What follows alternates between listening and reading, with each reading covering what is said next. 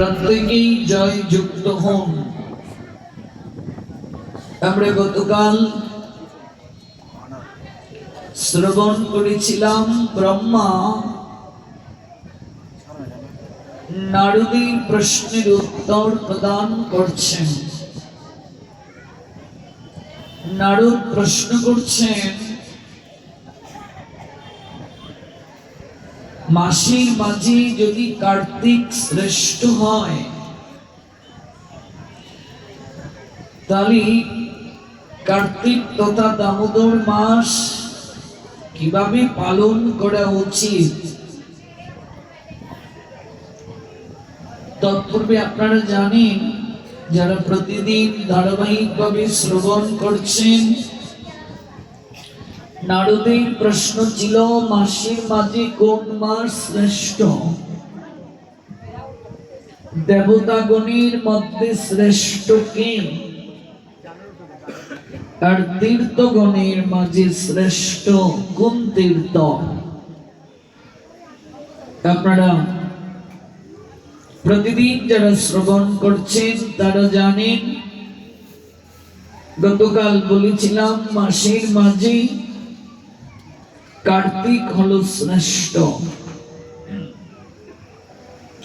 শ্রেষ্ঠ কার্তিক মাস। ব্রহ্মা বলছেন, একদিকে সমুদয় তীর্থ, সমুদয় সদক্ষিণ যজ্ঞ, এবং অন্যদিকে কার্তিক মাস। সকল তীর্থ সকল যজ্ঞ একত্রিত করা হলেও কার্তিক মাসের যে মাহাত্ম্য রয়েছে, সেই মাহাত্ম্যের সুরাংশের একাংশ হয় না। যত তীর্থ আছে, যত যজ্ঞ রয়েছে, সকল তীর্থ পরিক্রমা, সকল যজ্ঞ সম্পাদন যদি কেউ করে থাকে, তার থেকে যা প্রাপ্তি হয়, তার যে মহিমা, তার যে মাহাত্ম্য, ব্রহ্মা বলছেন কার্তিক মাসের সুরাংশের একাংশ নয়, এতটাই শ্রেষ্ঠ কার্তিক।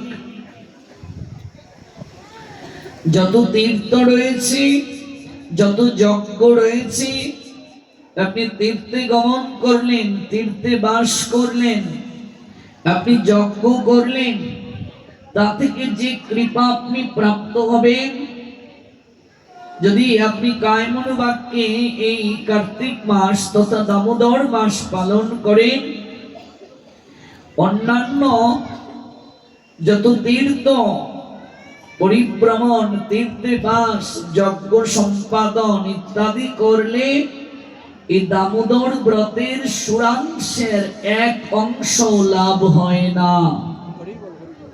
এতটা গুরুত্বপূর্ণ। কেশবের অতিশয় প্রিয় হচ্ছে দামোদর মাস। হে দেবর্ষি, কার্তিক মাস অত্যন্ত দুর্লভ। যেমন 84 লক্ষ যোনির মাঝে দুর্লভ হচ্ছে মনুষ্য যোনি। এই যে আমরা মানুষ জন্ম প্রাপ্ত হয়েছি, এটা একদিনে নয়।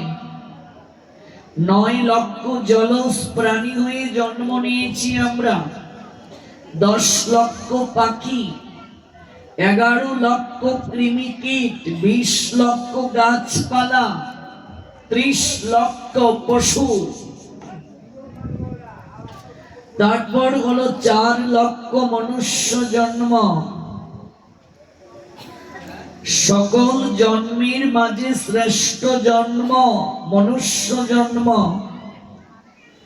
এই মনুষ্য জন্মকে ভাগবত বলছেন সুদুর্লভম, অত্যন্ত দুর্লভ। তাহলে মনুষ্য যোনি শ্রেষ্ঠ যোনি, মনুষ্য জন্ম শ্রেষ্ঠ জন্ম। এই মনুষ্য জন্ম যেমন শ্রেষ্ঠ, তন্মধ্যে মনুষ্য জন্মের নিয়ায় শ্রেষ্ঠ হলো কার্তিক মাস। ব্রহ্মা বলছেন, একটু অনুভব করুন, আমরা হেলায় হেলায় যারা এই মাসকে কাটাই, আমরা ভজন ব্যতীত যারা এই মাসকে কাটাই, এই মাসকে আমরা যারা গুরুত্ব দেই না, তারা কোথায় পড়ে আছি আমরা? ব্রহ্মা বলছেন দুর্লভ মনুষ্য জন্ম, এই মনুষ্য জন্ম প্রাপ্ত হয়ে বিনা ভজনে যে কার্তিক মাসকে কাটায়, তার মতো দুর্ভাগা জগতে আর কেউ নাই। কার্তিক মাসে যে ধর্ম আচরণ করি না,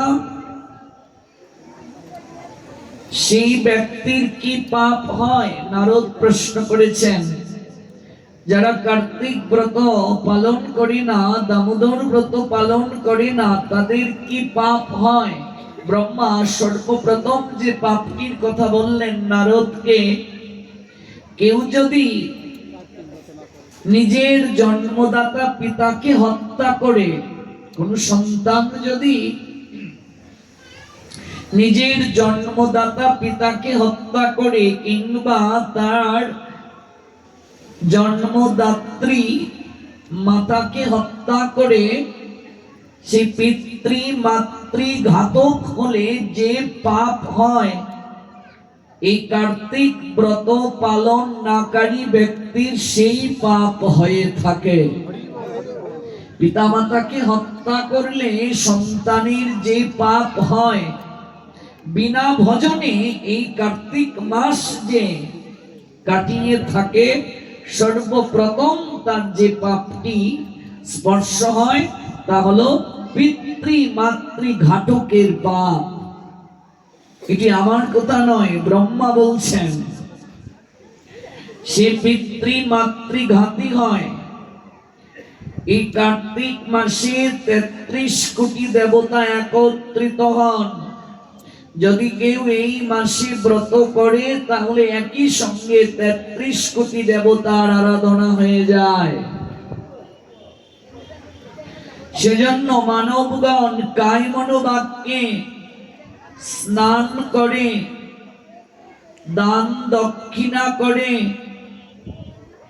এই ব্রত নিয়ম সহকারে পালন করবে। সর্বপ্রথমেই এই ব্রত পালনের জন্য ব্রহ্মা নারদকে কি বলছেন? স্নান করে। তার মানে এই ব্রত পালন করতে গেলে সর্বপ্রথমেই করণীয় হলো ব্রাহ্ম মুহূর্তে স্নান করা। আপনাকে সূর্য উদয়ের পূর্বে স্নান করতে হবে।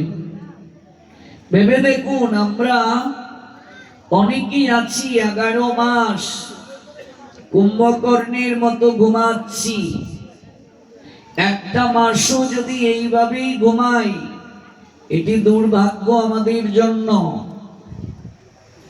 প্রতিদিনই আমাদের ভোরবেলা স্নান করে মঙ্গল আরতি করার বিধান দিয়েছেন শাস্ত্র। যে গৃহে মঙ্গল আরতি হয় না, সেই গৃহের কোনো মঙ্গল হয় না। মঙ্গল আরতি প্রতিটা গৃহেই প্রতিদিন করা উচিত।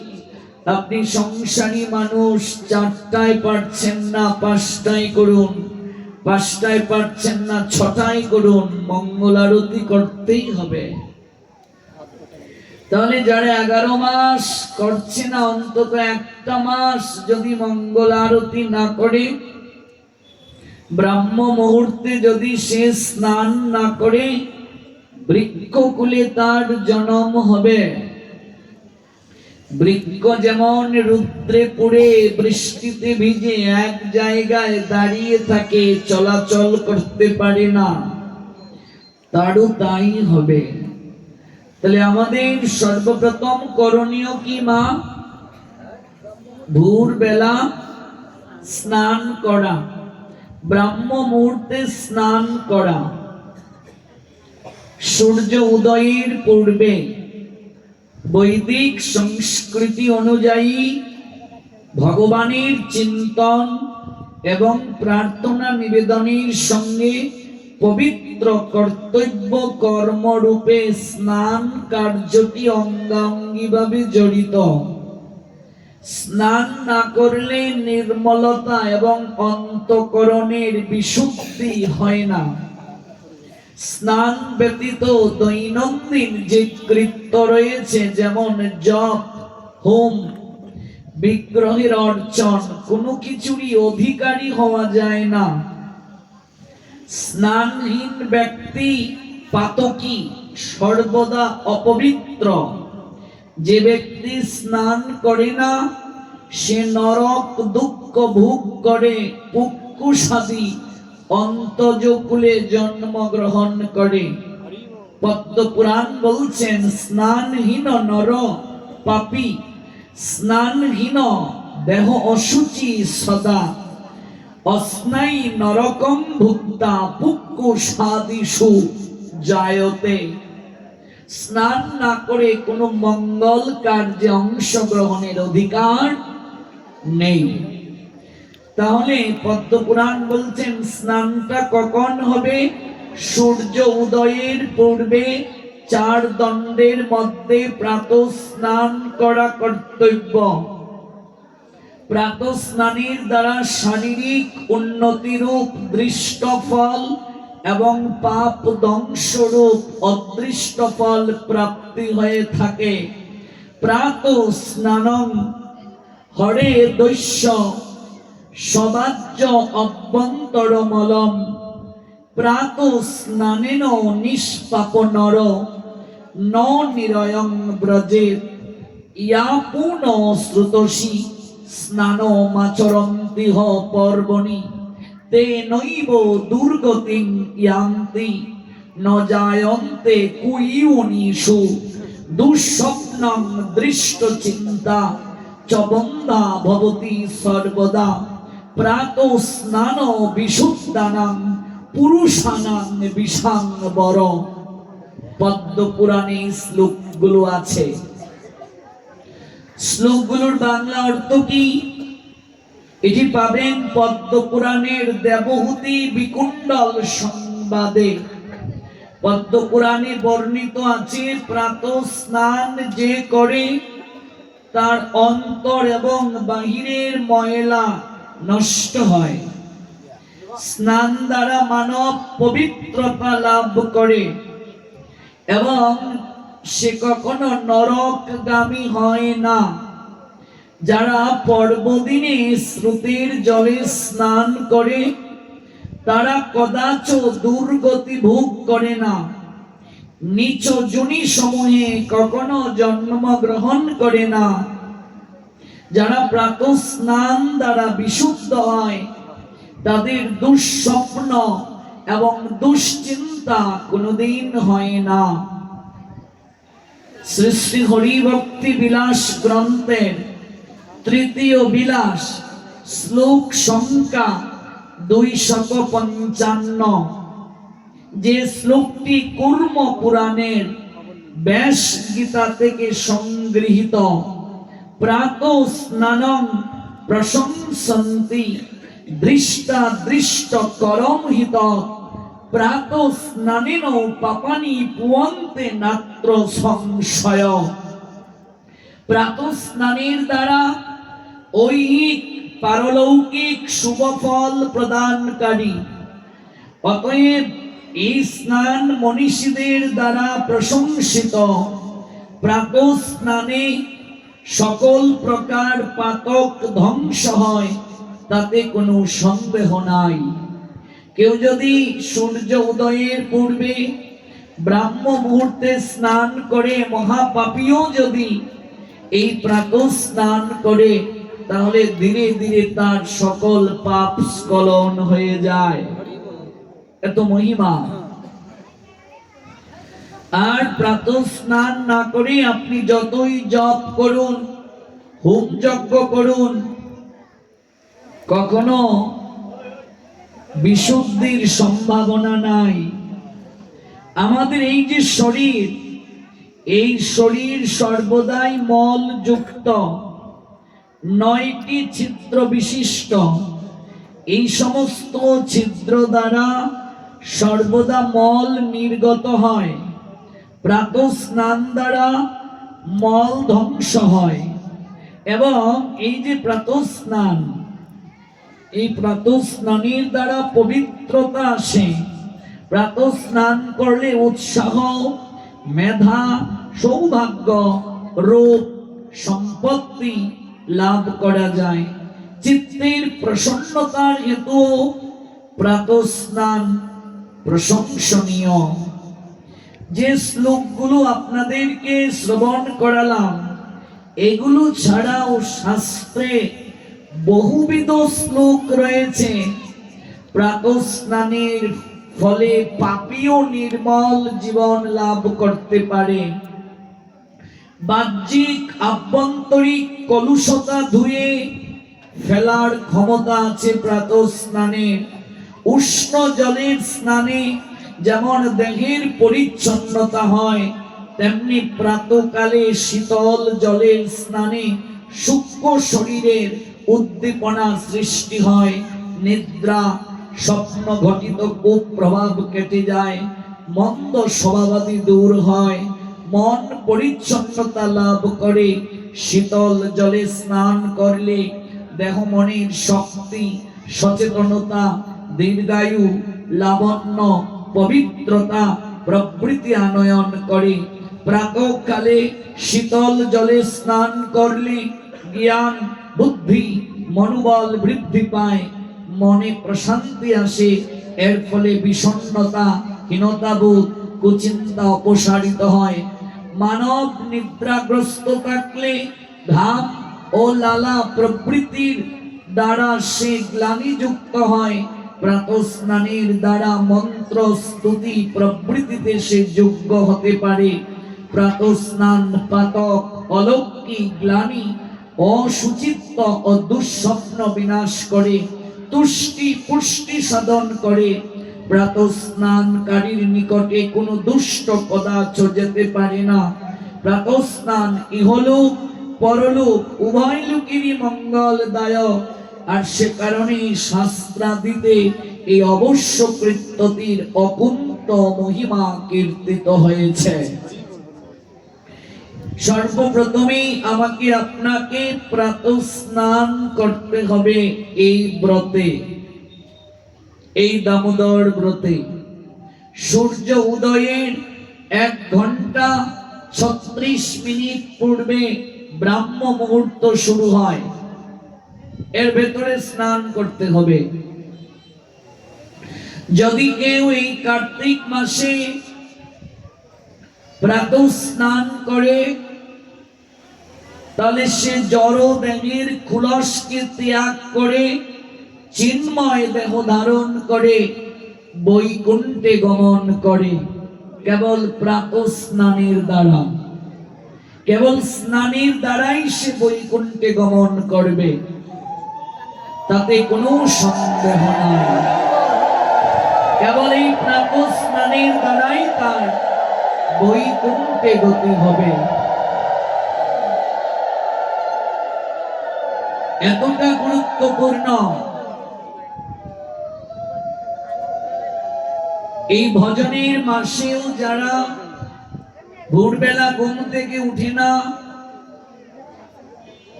সূর্য উদয়ের পরে যে ঘুম থেকে উঠে এই ভজনের মাসে, এটি তার জন্য দুর্ভাগ্য। যত প্রকার পাপ রাশি আছে তার শরীরে এসে বাসা বাঁধবে।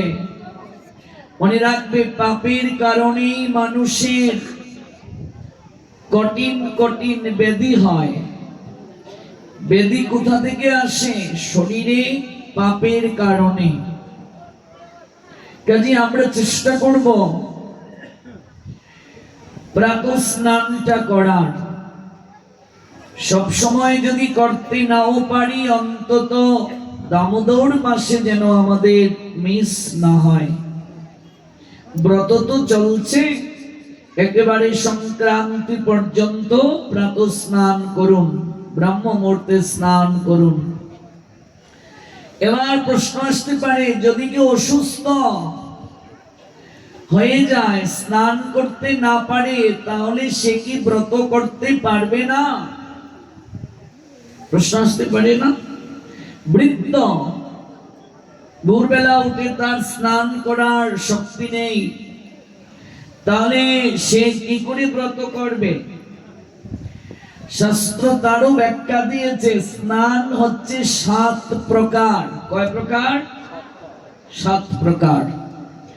মন্ত্রং ভৌমং তথাগ্নেয়ং বায়ব্যং দিব্যমেবচ বারুণং মানসং চৈব সপ্ত স্নানানুক্রমাৎ। স্নান হচ্ছে 7 প্রকার। 7 প্রকার স্নান। আপুহিষ্টাদি দিবর্মত্রং মৃদালবশ্চ পার্থিবম আগ্নেয়ং ভস্মনা স্নানং বায়ব্যং রজসা গবাম অদ্বি শত পর্বার্চিভি স্নানং তদ্দিব্যমেবচ বারুণং চাবগাহশ্চ মানসং বিষ্ণু চিন্তনম। 7 প্রকার স্নান রয়েছে। 7 প্রকার স্নানের মাঝে প্রথম স্নান হলো মন্ত্র স্নান, মন্ত্র। দ্বিতীয় স্নানের নাম হচ্ছে ভৌম। তৃতীয় স্নানের নাম হচ্ছে আগ্নেয়। চতুর্থ স্নানের নাম হচ্ছে বায়ব্য। পঞ্চম স্নানের নাম হচ্ছে দিব্য। ষষ্ঠ স্নানের নাম হচ্ছে বারুণ। সপ্তম স্নানের নাম হচ্ছে মানস। আমি যদি স্নান নিয়ে কেবল আলোচনা করি, গুরু কৃপায় 7 দিন করা যাবে। কেবল স্নান, এক এক দিন এক একটা সফটওয়্যার জানা দরকার। আমরা অনেকেই নিত্য কর্মটাই জানি না। আপনাদের জন্য নিত্য কর্মের আমরা একটা শীতের ব্যবস্থা করেছি, অচিরেই আপনারা পাবেন। ঘুম থেকে উঠে রাত্রে ঘুমানোর পূর্ব পর্যন্ত আপনার কর্তব্য কি, আপনি কি কার্য সম্পাদন করবেন, কি করে আপনি সেবা দেবেন, কি করে ভগবানকে নিদ্রা থেকে জাগাবেন, নিদ্রা দেবেন, অর্চন করবেন, সকল কিছু এই শীতটায় পাবেন। আপনারা অচিরেই পেয়ে যাবেন। পরশু হয়তো আপনাদের হাতে আমরা দিতে পারবো। তো 7 প্রকার স্নানের মাঝে প্রথম স্নানটা হচ্ছে মন্ত্র স্নান। যথোপযুক্ত মন্ত্রাদি উচ্চারণের মাধ্যমে নিজ শরীরে জল সিঞ্চনকে মন্ত্র স্নান বলে। যত উপযুক্ত মন্ত্রের মাধ্যমে যখন সারা শরীরে আপনি জল দেবেন, এটি হলো মন্ত্র স্নান। দ্বিতীয় স্নানটির নাম হলো ভৌম স্নান। ভৌম স্নান কি মৃত্তিকা ব্যবহারের মাধ্যমে স্নানকে বলে ভৌম স্নান। মৃত্তিকা ব্যবহারের মাধ্যমে, মনে করুন প্রচন্ড পরিমাণে ঠান্ডা, আপনি যদি স্নান করেন আপনার শরীরে অসুস্থতা হতে পারে। এবার আপনি ভগবানের কি করে সেবা দেবেন? এই ক্ষেত্রে আপনার করণীয় হলো, যদি আপনি ব্রজের ধুলি কিংবা কোনো তীর্থের ধুলি কিংবা তুলসী মূলের ধুলি আপনার শরীরে স্পর্শ করেন, একটু মাখিয়ে দেন, আপনার স্নান হয়ে গেল। আপনি ভগবত কার্য করতে পারবেন। তাহলে এবার কেউ যদি মনে করে যে আমি স্নান করব না, প্রতিদিন একটু ধুলি মেখে সব কাজ করে নেব, এটা কপটতা। একটু বৃন্দাবনের ধুলি রেখে দিলাম, আর স্নানেরও দরকার নেই, একটু ধুলি দিয়ে একটু বাড়িয়ে দাও সাউন্ড, প্রতিদিন আমরা শুরু করে দিলাম, না, এটা হবে না। এটা অপারগ যখন আপনি হবেন। তৃতীয় স্নানের নাম হচ্ছে আগ্নেয় স্নান। আমরা যখন যজ্ঞ করি, যজ্ঞ করার পর দেখবেন ভস্ম, কপালের মাঝে দেয়া হয়, দেখেছেন তো? যজ্ঞ করা হলো, তারপর যজ্ঞের ভস্য আমরা ললাটে স্পর্শ করি। এই ভস্য যদি কেউ রেখে দেয়, ওই ভস্য একটু গায়ে স্পর্শ করলে তার স্নান হয়ে যায়। এটিকে বলে আগ্নেয় স্নান। তারপর 4 নম্বর স্নানটির নাম হচ্ছে বায়ব্য স্নান। বায়ব্য স্নানটা কি? যখন গুধূলি লগ্নে গরু মাঠ থেকে আমরা বাড়িতে নিয়ে আসি, গুধূলি, গু মানে গরু, গরুর খুঁড়ের, গরুর পায়ের খুঁড় থেকে যে ধুলি উঠিত হয়, আর বাতাসের সংস্পর্শে ওই ধুলিটা যদি গায়ে লাগে, গোচারণ থেকে গরু যখন আসে, গরুর পায়ের খুঁড় থেকে যে ধুলিটা উঠিত হয়, ওই ধুলিটা গায়ে লাগলেও স্নান হয়ে যায়।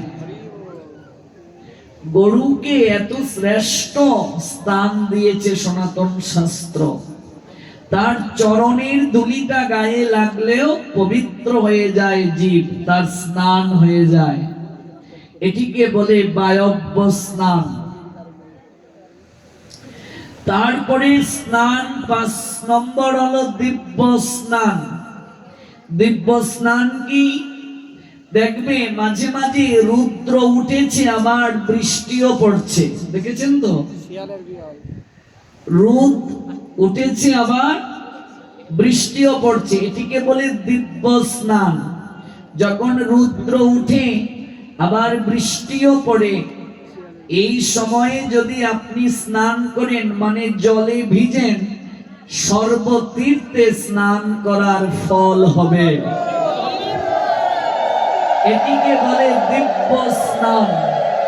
দেবতারা স্নান করেন এই সময়। রুদ্র উঠেছে, বৃষ্টিও পড়ছে, আমরা ছড়া কাটতাম, মেঘ দেয়, রোদ দেয়, শিয়াল রাজায় বিয়ে করে, কিন্তু আমরা জানতাম না, আমরা বলতাম। কিন্তু এটিকে বলে দিব্য স্নান। রুদ্র উঠছে, বৃষ্টিও ঝরছে, এটি খুব ভালো, এটি হলো দিব্য স্নান।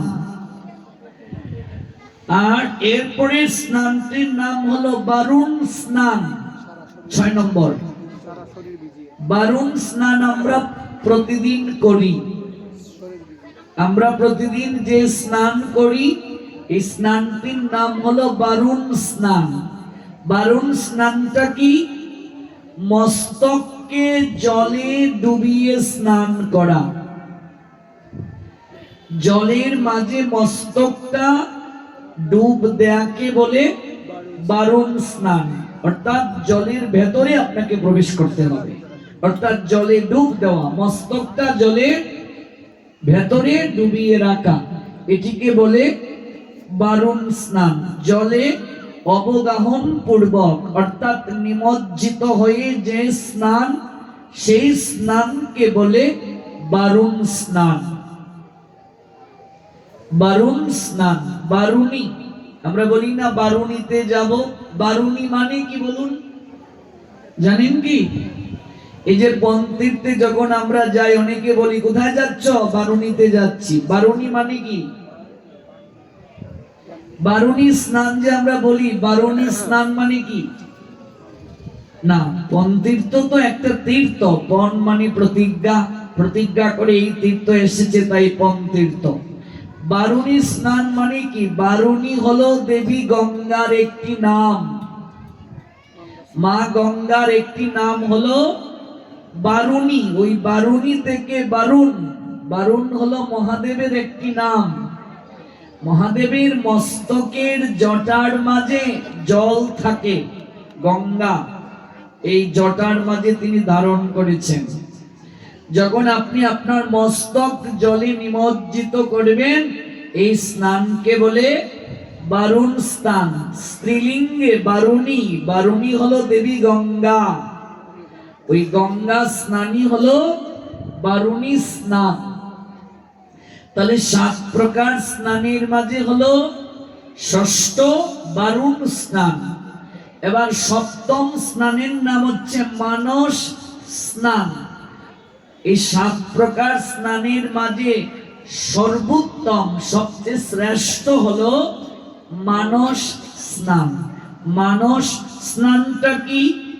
ভগবান বিষ্ণুকে স্মরণ করে বিষ্ণুর পাদপদ্ম বিনুসৃত গঙ্গার জলে আপনি স্নান করছেন। মনে মনে এইরূপ চিন্তা করার নাম হলো মানস স্নান। এই স্নান সর্বশ্রেষ্ঠ, অর্থাৎ ভগবানের চিন্তা করা, চিন্তা করে করে এরকম ভাবনা আনয়ন করা যে প্রভুর চরণ থেকে তো গঙ্গার সৃষ্টি, ওই গঙ্গার জলে আপনি অবগাহিত হচ্ছেন। ভগবান শ্রী বিষ্ণুকে চিন্তন করাটাই হলো স্নান, এটিকে বলে মানস স্নান। এই যে আমরা ভগবানের কথা শ্রবণ করছি, এই যে আমরা ভগবানের কথা কীর্তন করছি, এটাও আমরা স্নান করছি। এই স্নানকেই বলে মানস স্নান। ভগবানের কথা শ্রবণ করাটাও এক প্রকার স্নান। এই স্নানকে বলে মানস স্নান। আপনি এই বদন দ্বারা কৃষ্ণ নাম উচ্চারণ করার সঙ্গে সঙ্গে আপনার এই দেহটা পবিত্র হয়ে গেল। এই জন্য আমরা যতদিন পর্যন্ত ওই জায়গায় পৌঁছাতে না পারবো, ততদিন যাবৎ আমরা ওই বৈদিক স্নানগুলো করি, জলের মাঝে ডুব দেই। কিন্তু অনেক সাধক যারা উপরের স্তরে উঠে গেছে, যেমন বংশীদাস বাবাজি মহারাজ, আপনারা জানেন কিনা, যিনি বৈষ্ণব চূড়ামণি, এই কিশোরগঞ্জ জেলায় পাকুন্দিয়া উপজেলার মজিদপুর গ্রামে একটা জেলে পরিবারে তার জন্ম। গিয়েছেন কি কেউ বংশীদাস বাবাজি মহারাজের আবির্ভাব স্থানে? গিয়েছো? হ্যাঁ। এই বংশীদাস বাবাজি মহারাজ এত বড় বৈষ্ণব ছিলেন, বৃন্দাবনে আগুন লেগেছে, তিনি এই কিশোরগঞ্জের মজিদপুর থেকে ফু দিয়ে আগুন নিভিয়েছিলেন। দর্শন করে আসবেন, আমরা অনেকেই জানি না ওনাদের কথা।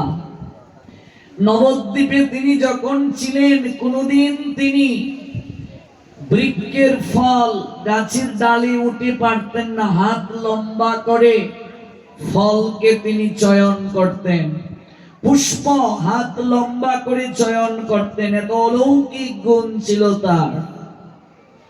সমগ্র বৈষ্ণব সমাজ তাকে বৈষ্ণব চূড়ামণি উপাধি দিয়েছেন। একটা জেলে পরিবারে তার জন্ম, এবং আপনারা অবাক হবেন, তার প্রেমার ভক্তির ডুরে ভগবান বাধা ছিল। গোপালকে নিয়ে গিয়েছেন পুকুরে স্নান করাতে, গোপালের বিগ্রহকে, যা স্নান করে আয়, বিগ্রহকে বলছেন। সঙ্গে কি করছেন, দড়ি দিয়ে বেঁধে দিয়েছেন বিগ্রহের কোমর, বেশি দূরে গেলে ডুবে মরে যাবে।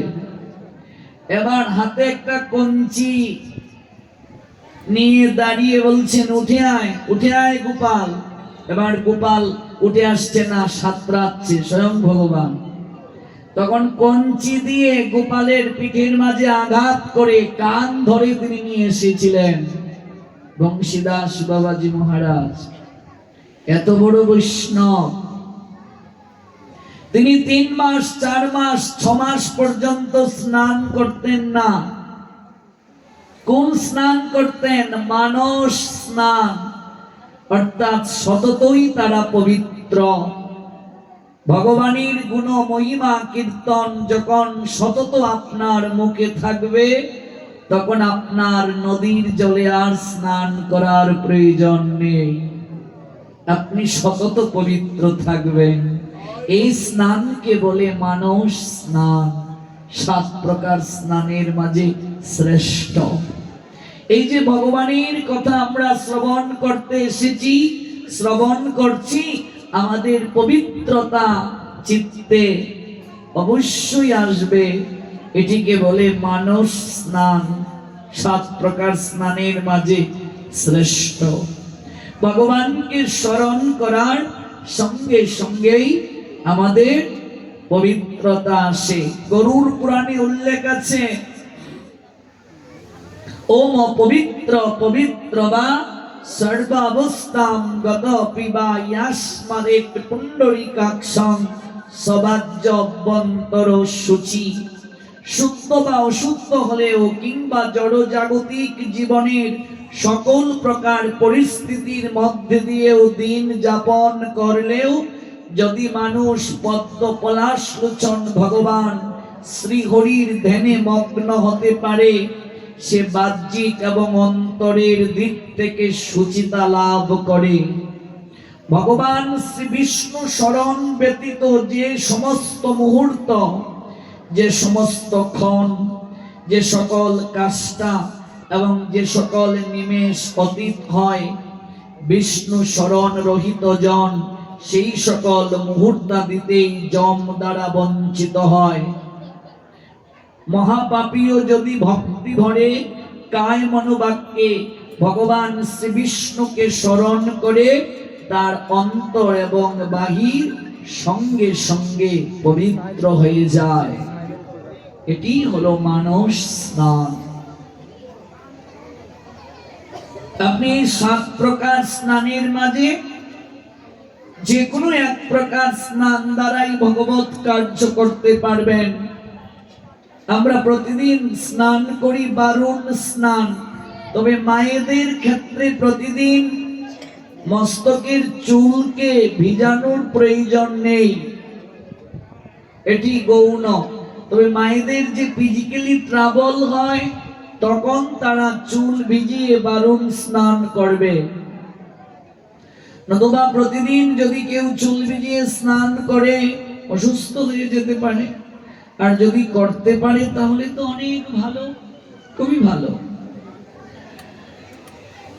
এই বারুণ স্নানটা যদি কেউ এই দামোদর ব্রতে করে অনেক কৃপা পাবে। যদি করতে না পারে, বৃদ্ধ বয়স হয়ে গেছে, রোগে শোকে আক্রান্ত, তাহলে সে যে কোনো এক প্রকার স্নানের দ্বারা ভগবত কার্য সম্পাদন করতে পারবে। কিন্তু স্নান করতেই হবে। তবে স্নান করার সময় কয়েকটা বিষয় স্মরণে রাখতে হবে। যারা গৃহস্থ সংসারী যারা, তারা কখনো এক বস্ত্রে স্নান করতে পারবে না। এক বস্ত্রে কিভাবে? আপনি একটা গামছা পরে স্নান করতে চলে গেলেন, হবে না। সংসারী মানুষ কখনো এক বস্ত্রে স্নান করবে না, 2 খণ্ড বস্ত্র পরিধান করে তাকে স্নান করতে হবে। অর্থাৎ নিম্ন দেশে তো একটি বস্ত্র আছেই, আরেকটি বস্ত্র অবশ্যই তার গায়ে জড়ানো থাকবে। 1 খণ্ড বস্ত্রে সংসারী কখনো স্নান করবে না। এটি হচ্ছে স্নানের সময় সর্বপ্রথম সংসারী মানুষের ক্ষেত্রে বিবেচ্য। স্নানের পূর্বেই মল ত্যাগ আমাদের উচিত করা, নচেত হস্তি স্নানের ন্যায় হবে। হাতি দেখবেন সুন্দর করে স্নান করে, স্নানের পর দেখবে সুর দ্বারা সারা গায়ে আবার ধুলাবালি ছিটিয়ে দেয়। স্নান করার পর যদি কেউ আবার মল ত্যাগ করে, সমর্থ হলে তাকে আবার স্নান করতে হবে। যদি অসমর্থ হয়, কোমর পর্যন্ত তাকে ধৌত করতে হবে। মল ত্যাগ করে স্নান না করলে তার দেহ অপবিত্র। প্রস্রাব করে জল নিতে হবে। দাঁড়িয়ে প্রস্রাব নিষিদ্ধ, বসে প্রস্রাব করতে হবে। প্রস্রাব করে জল নিতে হবে, মল ত্যাগ করে স্নান করতে হবে। অসমর্থ হলে কোমর পর্যন্ত ধৌত করতে হবে। স্নানের পর যদি মল ত্যাগ বাধ্যতামূলক করতেই হয়, অর্থাৎ আবার যদি তার বাহ্যক্রিয়ায় যেতে হয়, পুনরায় তার স্নান আবশ্যক। শীতকালে প্রচুর ঠান্ডা থাকে, যদি সে স্নান করতে না পারে কোমর পর্যন্ত ধৌত করবে, নইলে তার শরীর অপবিত্র। এই শরীরটা মন্দির, মনে রাখবে, দেহটা মন্দির, হৃদয় মন্দিরে কানু ঘুমাইল। যদি মন্দিরকে পবিত্র না রাখি তাহলে তো হবে না, এই দিকটা গুরুত্ব দিতে হবে। হস্ত দ্বারা বা পরিহিত স্নান বস্ত্র দ্বারা কখনো গাত্র মার্জন করা উচিত নয়। আমরা অনেক সময় দেখি কি, গামছা পরে কেউ স্নান করেছে, আবার ওই গামছাটা দিয়ে এই শরীরটাকে মার্জন করছে, না, লক্ষ্মী হারা হবে। কখনো হস্ত দ্বারা, হাত দ্বারা কখনো গা মার্জন করতে নেই। হাতের মাঝে অবশ্যই একটা মার্জনী থাকতে হবে। মার্জনী ব্যতীত শুধু হাত দিয়ে গা মার্জন করতে নেই। হস্ত দ্বারা বা পরিহিত স্নান বস্ত্র দ্বারা গাত্র মার্জন করা উচিত নয়। হস্ত দ্বারা বা পরিহিত স্নান বস্ত্র দ্বারা গাত্র মার্জন করলে কুকুরের উচ্ছিষ্ট তুল্য হয়। একটা শ্লোক আছে, করেন মার্জিতং গাত্রং স্নান বস্ত্রেণ বায়াদি সুনুচ্ছিষ্টং ভবেৎ গাত্রং পুনঃস্নানেন শুদ্ধতি। কেউ যদি গাত্র মার্জনী ব্যতীত কেবল হস্ত দ্বারা গাকে মাজে, কিংবা যে বস্ত্র পরে সে স্নান করেছে ওই বস্ত্র দ্বারাই যদি সে গাত্র মার্জন করে, তাহলে শ্লোকটায় বলা হয়েছে সুনুচ্ছিষ্টং ভবেৎ গাত্রং পুনঃস্নানেন শুদ্ধতি। পুনরায় যদি সে স্নান না করে তাহলে সে শুদ্ধ হবে না, অশুদ্ধ থাকবে। এরপরে যে বিষয়টি মনে রাখতে হবে, স্নান বস্ত্রের জল নিংড়ে নিতে হবে। কখনো স্নান বস্ত্র জলে নিংড়াতে নেই। আমরা কি করি, স্নান করে স্নানের যে বস্ত্রটা, এটা জলের মাঝে আমরা চুপসে দিয়ে ওই জলটা আবার কোথায় দিয়ে দেই, বস্ত্রের জলটা আবার ওই জলের মাঝে দিয়ে দিই না, সেটি উচিত নয়। অনেককে দেখা যায় স্নান করেছে, তারপর ভেজা বস্ত্র চুপসে নেড়ে না দিয়ে এক জায়গায় রেখে দিয়েছে, কাজের অজুহাত দেখাচ্ছে পরে নেড়ে দেব, আর টপ টপ টপ টপ করে জল পড়ছে। স্নান বস্ত্র জল নিংড়ে রুদ্রে শুকাতে দিতে হবে। কখনো সিক্ত বস্ত্র জল না নিংড়ে একত্রিত করে গৃহের কোথাও রাখা উচিত নয়। সিক্ত বস্ত্র থেকে যদি বিন্দু বিন্দু জল গৃহে পতিত হয়, সেটি গৃহের অমঙ্গল বলে জানবে। কথাটা বুঝতে পেরেছেন? অনেক সময় দেখা যাচ্ছে ভেজা বস্ত্র এক জায়গায় রেখে দেয় মানুষ, আর সেখান থেকে টপ টপ করে জল পড়ছে। এটাকে নিংড়ে রুদ্রে দিচ্ছে না যে একটু পরে দেব। বহু জায়গায় দেখি আমরা বাথরুমে অনেক মায়েরা বস্ত্র রেখে আসেন, 4 ঘন্টা 5 ঘন্টা 6 ঘন্টা পরে গিয়ে বস্ত্র নেড়ে দেন, তাহলে শনির দশা লাগবে গৃহে। এগুলো জানতে হবে। স্নানের পর কখনো তেল মাখা উচিত নয়, তাহলে তার দেহ অপবিত্র হয়ে যাবে, সে ভগবত কার্যের আর অধিকারী থাকবে না। স্নানের পর তৈল মর্দন অনুচিত, শাস্ত্রে বহু শ্লোক আছে। স্নানের পর কখনো তেল মাখতে নেই, তেল স্নানের আগে মাখতে হয়। আগেরকার মানুষ দেখবে তেল মেখে রুদ্রে একটু বসে তারপর গিয়ে স্নান করতেন। স্নানের পর যে তেল মাখে তার দেহ অপবিত্র হয়ে যায়, আবার স্নান না করলে সে কোনো ভগবত কার্য করতে পারবে না, অশুদ্ধ হয়ে যাবে সে। আমরা তাই করি, স্নানের পরে তেল মাখি, শাস্ত্রে নিষিদ্ধ। স্নানের পর যদি কেউ তেল মাখার প্রয়োজন অনুভব করে এবং যদি তেল মাখে সে অসুচি বলে গণ্য। তাহলে মনে রাখতে হবে, যদি স্নানের পর তেল মাখতেই হয়, যদিও উচিত নয়, বিশেষ বিবেচনায় শাস্ত্র বলছে সুগন্ধি জাতীয় কোনো তৈল সে মাখতে পারবে, তবে না মাখাটাই ভালো। যদি মাখতেই হয় তাহলে কোন তেল মাখবে? সুগন্ধি জাতীয় তেল, কিন্তু না মাখাটাই ভালো। বিজ্ঞানও বলেছে তেল মেখেই স্নান করা উচিত। ডাক্তারদের গিয়ে জিজ্ঞেস করবেন, তেল মেখে স্নান করা উচিত। তেল মেখে এই শরীরটা একটু রুদ্রে রেখে তারপর স্নান করা ভালো। স্নানের পর ভগবত কার্য আপনি করবেন, তেল মেখে করতে পারবেন না। স্নানের পর চুল শুকানোর জন্য অনেকে এরকম করে চুলে ঝাঁকুনি দেয়, এবং এই চুলের জল যদি কারো গায়ে পড়ে সঙ্গে সঙ্গে সে অশুদ্ধি বললে গণ্য, এবং তার শনির দশা লাগবে। এই জন্য ঝাঁকুনি দেয়া যাবে না, নিষিদ্ধ।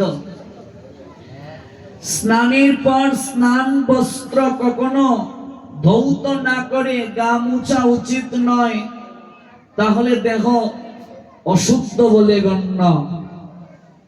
স্নানের পর তাই একখানি পরিচ্ছন্ন বস্ত্র দ্বারা শরীরকে মুছে নিতে হবে। এগুলো হচ্ছে স্নানের সময় মনে রাখা বাঞ্ছনীয়। আরেকটা বিষয়, স্নান করতে গিয়ে কখনো পা দ্বারা জল খেলি করতে নেই। আমরা অনেক সময় দেখবে নদীতে গিয়ে পা দিয়ে জলকে এরকম করছি, এটাও উচিত নয়।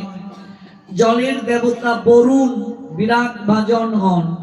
নদীতে যদি কেউ স্নান করে জলকে প্রথমে প্রণাম দেবে, তারপর স্নান করবে। যদি নদীতে স্নান না করে গৃহে স্নান করে, তাহলে অবশ্যই স্নান করার পূর্বে সপ্ততীর্থকে আমন্ত্রণ করে স্নান করবে। গঙ্গে চ যমুনা চৈব গোদাবরী সরস্বতী নর্মদা সিন্ধু কাবেরী জলে অস্মিন সন্নিধিং কুরু। তাহলে তার সপ্ততীর্থে স্নান হবে। স্নান ব্যতীত যারা আহার গ্রহণ করে তারা ম্লেচ্ছ, জবন। হিন্দুরা কখনো স্নান না করে খাবে না, এক সময় খেতও না। আজকাল হিন্দুরাও স্নান না করে খায়। পদ্ম পুরাণে একটা শ্লোক আছে, স্নানং বিনা তুই ও ভুক্তে মলাসি সদা নরহ অস্নাহি নহুশ্চ চেষ্টস্য বিমুখা পিতৃদেবতাহ। কোথায় আছে? পদ্ম পুরাণে। শ্লোকটার বাংলা কি? পদ্ম পুরাণের দেবহূতি বিকুণ্ডল সংবাদে আছে, যে ব্যক্তি স্নান না করে ভোজন করে সে মল ভোজন করে, মানে বিষ্ঠা ভোজন করে। স্নান ব্যতীত ভোজনকারী ব্যক্তি বিষ্ঠা ভোজন করে। স্নান না করলে মানব অশুদ্ধ হয়। পিতৃপুরুষগণ পিতৃলোক থেকে তাদেরকে অভিসম্পাত বর্ষণ করেন। স্নানং বিনা তুই ও ভুক্তে মলাশিস সদা নরহ। নর মানে মনুষ্য। মনুষ্য ব্যক্তি যদি স্নান না করে আহার গ্রহণ করে, মল আহার করে, অস্নায়ী নহুশ্চ চেষ্টশ্চ বিমুখা পিতৃদেবতা, পিতৃপুরুষগণ অভিশাপ প্রদান করেন। কোথায় আছে শ্লোকটি? পদ্ম পুরাণে, পদ্ম পুরাণ। এজন্য হিন্দুরা স্নান না করে কোনোদিন খেত না। আমাদের পূর্বপুরুষদের আচরণে আমরা দেখেছি, কখনো স্নান না করে তারা খাবে না। স্নান করে আগে তুলসীর মূলে জল দেবে, দীক্ষিত ব্যক্তি আহ্নিকটা করবে, গুরু চরণে পুষ্প দেবে, গোবিন্দ চরণে তুলসী দেবে, তারপর সে আহার গ্রহণ করবে। স্নান না করে আহার করবে না। যদি সে অসমর্থ হয়, অসুস্থ হয়, মন্ত্র স্নান করে আহার করবে। অপবিত্র পবিত্র বা সর্ব অবস্থাম গত পিবা ইয়াস্মারে পুণ্ডরিকাক্ষং স্বরাজ্য অভ্যন্তর সূচি। এই মন্ত্র বলে জল ছিটিয়ে দেবে, তাহলে তার স্নান হবে। বাসি কাপড়টা ত্যাগ করবে, তারপর সে আহার গ্রহণ করবে। বিনা স্নানে রান্না করে প্রবেশ করে যে চুলায় আগুন ধরায়, লক্ষ্মী তার গৃহে থাকে না। স্নান না করে চুলায় আগুন ধরাতে নেই, রান্না করতে নেই। এখানে আমার মা, কাকিমা, জেঠিমার বয়সী যারা, তারা যখন বৌমা হয়ে এসেছিলেন, স্নান না করে কখনো তারা রান্না করে ঢুকতেন না।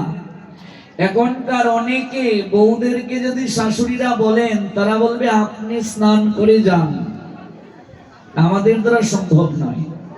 তো স্নান না করে মানে বিনা স্নানে রান্না ঘরে গিয়ে কখনো রান্না বসাতে নাই, তাহলে সেই রান্নাকৃত দ্রব্য পদ্মপুরাণ বলছেন বিষ্টার সমতুল্য।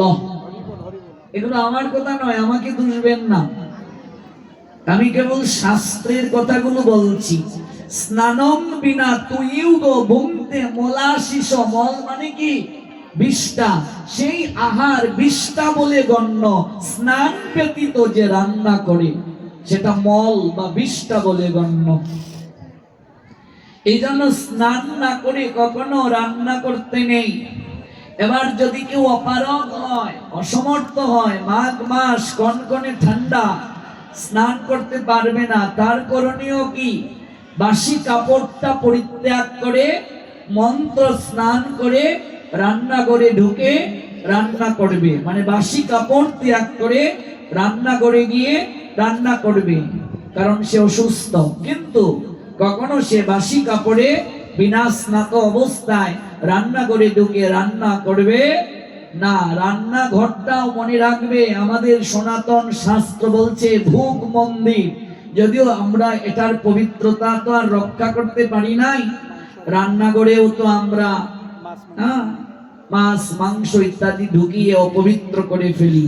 কিন্তু সনাতনীদের প্রত্যেকটা গৃহই মন্দির, গৃহ মন্দির। সনাতনীদের গৃহটাই মন্দির, আর রান্নাঘরটা সনাতনীদেরকে বলে ভোগ মন্দির। এই জন্য বিনা স্নানে রান্নাঘরে কখনো রান্না করতে নেই। এগুলো হলো স্নানের বিষয়। এবার আসুন, কখনো বস্ত্রহীন হয়ে স্নান করতে নেই। যদি বস্ত্রহীন হয়ে কেউ স্নান করে, তাহলে বরুণ দেবতার বিরাগ ভাজন হবে। ভাগবতে উল্লেখ আছে, পরবর্তী জন্মে হবে তার বৃক্ষকুলে। কুবেরের পুত্র নল মণিগ্রীবের লীলা তো আপনারা শুনেছেন। নারদের অভিশাপ পেয়েছিল তারা, আমরা একদিন সময় পেলে শ্রবণ করব। তারা নগ্ন হয়ে স্নান করেছিল সরোবরে। ব্রজ গোপিকারা কার্তিক মাসে কাত্যায়নী ব্রত করে পারণের দিন খেলি কদম্ব বৃক্ষের ডালে বস্ত্র রেখে ওরা নগ্ন হয়ে স্নান করেছিল। যার কারণে গোবিন্দ বস্ত্রটা হরণ করে গাছের ডালে লুকিয়ে রেখেছিলেন, শাসন করেছিলেন গোবিন্দ। তাদের বয়স কত ছিল? 7 বছর। গোপীদের বয়স ছিল 7 বছর।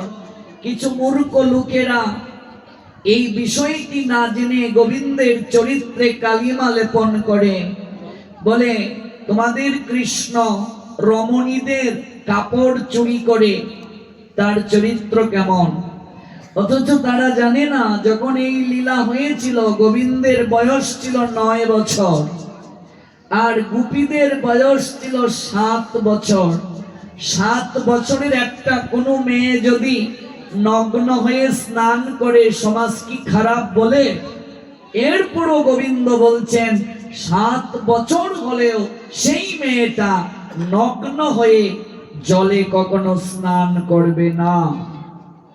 এজন্য গোবিন্দ বসনকে চুরি করলেন, শাস্তি দিলেন, তোমরা প্রতিজ্ঞা করো আর কোনোদিন তোমরা নগ্ন হয়ে স্নান করবে না। গোপীরা আত্মসমর্পণ করলো, গোবিন্দের কাছে ক্ষমা চাইল, গোবিন্দ তাদেরকে বস্ত্র দিলেন। গোবিন্দ বললেন তোমরা দুটি অপরাধ করেছো, এক হলো তোমরা ব্রত করেছো কাত্যায়নী ব্রত, এই কার্তিক মাসে যোগমায়ার পূজাকেই বলে কাত্যায়নী পূজা। ভগবানের দুটি শক্তি, একটি বহিরঙ্গা আর একটি অন্তরঙ্গা। বহিরঙ্গা হলেন মহামায়া, অন্তরঙ্গা হলেন যোগমায়া। বহিরঙ্গা মহামায়ার বছরে দুবার পূজা হয়, শরতে শারদিয়া, বসন্তে বাসন্তী। আর কার্তিক মাসে মা দুর্গার যে পূজা করা হয় এটিকে বলে কাত্যায়নী পূজা। কাত্যায়নী দুর্গা হলেন অষ্টভুজা আর মহামায়া দুর্গা হলেন দশভুজা। ওই অষ্টভুজা যোগমায়া কৃষ্ণ লীলায় সহায়তা করেন। কংস আচার মেরেছিল যাকে, তিনি অষ্টভুজা কাত্যায়নী যোগমায়া। এই যোগমায়ার প্রভাবেই প্রহরীরা ঘুমিয়ে গিয়েছিল, কারাগারের দরজা খুলে গিয়েছিল। এই যোগমায়াই শ্রীগাল হয়ে বসুদেবকে যমুনা পার হওয়ার রাস্তা দেখিয়ে দিয়েছিল। যোগমায়া কৃষ্ণ লীলায় সহায়তা করেন। ব্রজগোপিকারা কৃষ্ণকে পতিরূপে লাভ করার জন্য কাত্যায়নী ব্রত করেছিল। ব্রত করে তারা নগ্ন হয়ে স্নান করতে নেমেছিল জলে। উপবাস থেকেছে, পরের দিন পালন করবে, কিন্তু তারা নগ্ন হয়ে স্নানে জল ক্রীড়া করছে। গোবিন্দ বস্ত্রটা হরণ করলেন, বলেন তোমরা প্রথম অপরাধ করেছ, ব্রত করে তোমরা বস্ত্রহীন হয়ে স্নান করছো। দ্বিতীয় অপরাধ হলো জলের দেবতা হলেন বরুণ, তোমরা বরুণ দেবতার বিরাগ ভাজন করেছ, এজন্য আমি বস্ত্র হরণ করে নিলাম। তোমরা প্রতিশ্রুতি দাও কোনোদিন আর নগ্ন হয়ে স্নান করবে না। গোপীরা আত্মসমর্পণ করলো, গোবিন্দ বস্ত্র দিলেন। এটি হলো লীলার তত্ত্ব। এবার আপনি যখন এই লীলার যখন গভীর তত্ত্ব জানবেন, বস্ত্র হলো দেহ, দেহটাই বস্ত্র। গীতার 2য় অধ্যায়ের 22 নং শ্লোকে আছে, দেহে দেহে কাম হয়, দেহটা যদি না থাকে আত্মা থাকে, আত্মায় আত্মায় প্রেম হয়। যতদিন দেহ থাকবে ততদিন মনে রাখবে প্রেম হবে না। রাসে অংশ নিতে গেলে বিন্দু মাত্র কাম শরীরে থাকা যাবে না। শরীরে যদি বিন্দু মাত্র কাম থাকে সে রাসে অংশ নিতে পারবে না। তাই ব্রজ গোপিকাদের কামনার দেহটাকে হরণ করে নিলেন। দেহ হরণ করে নিলে থাকে কি? প্রেমময় সত্তা, আত্মা। আত্মীয় সবাই ভাই আত্মার সম্বন্ধে, এই হলো তত্ত্ব। মূর্খ লোকেরা না জেনে গোবিন্দের চরিত্রে কালিমা দেয়।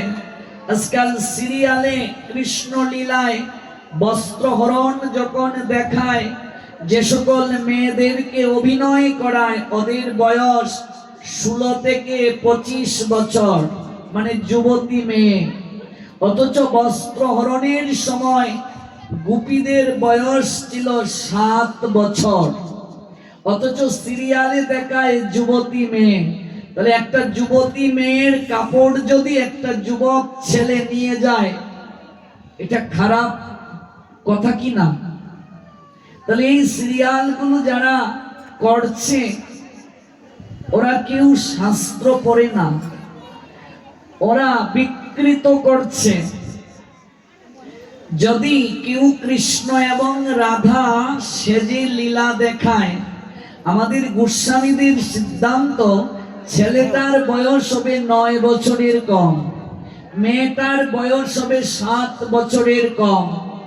যদি 9 বছরের উপরে কোনো ছেলে কিংবা 7 বছরের উপরে কোনো মেয়ে রাধা কৃষ্ণ সেজে লীলা দেখায়, দেখানোটা যেমন অপরাধ, দেখলেও নরকে গমন হবে। বিভিন্ন কীর্তনিয়ারা যখন সেজে গুজে রাস দেখায়, মনে রাখবে 9 বছরের উপরে কোনো ছেলে, 7 বছরের উপরে কোনো মেয়ে রাধা কৃষ্ণের যুগল সেজে দেখাতে পারবে না, উচিত নয়। মানুষ গভীরভাবে এই তত্ত্ব জানে না, যার কারণে আমাদের ধর্ম বিকৃতভাবে উপস্থাপন হচ্ছে। গোপীদের বয়স ছিল 7 বছরের কম, এরপরও গোবিন্দ শাসন করলেন, নগ্ন হয়ে স্নান করা যাবে না। বরুণ দেবতা বিরাগ ভাজন হন, পিতৃপুরুষগণ অভিশাপ প্রদান করেন এবং মহালক্ষ্মী বিরাগ ভাজন হন। এজন্য নগ্ন হয়ে স্নান করা যাবে না।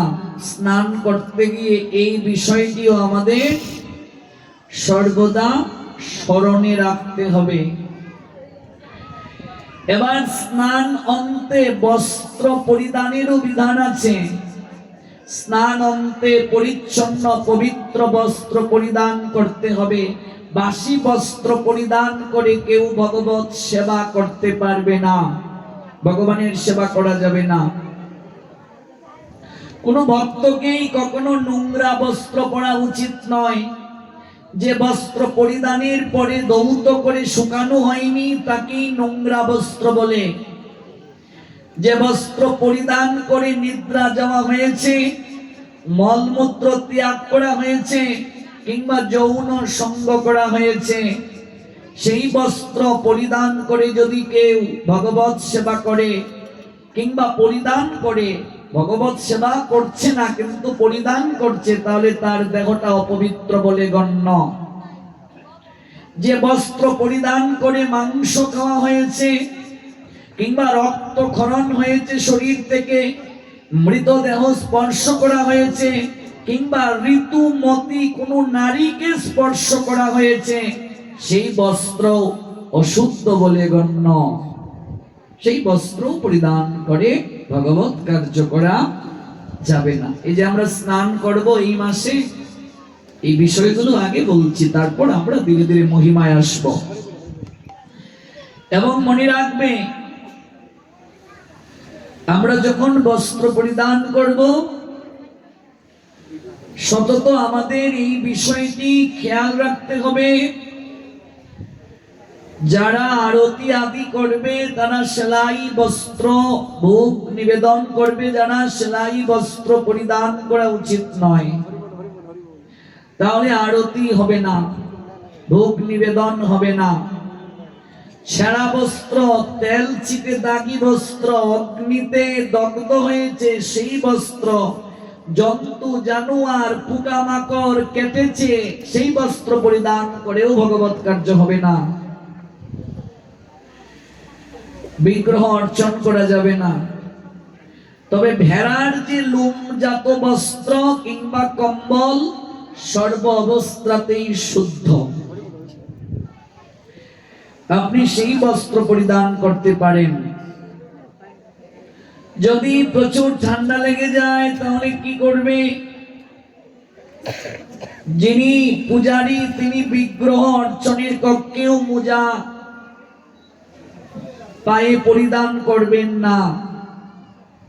ঠান্ডার দিনে খানিকটা কুশাসন, মাদুর বা কাপড় পূজার সময়ে মেজের ওপরে বিছিয়ে দিতে পারেন, কিন্তু মোজা পায়ে দিয়ে কখনো আপনি ভগবত সেবা করতে পারবেন না।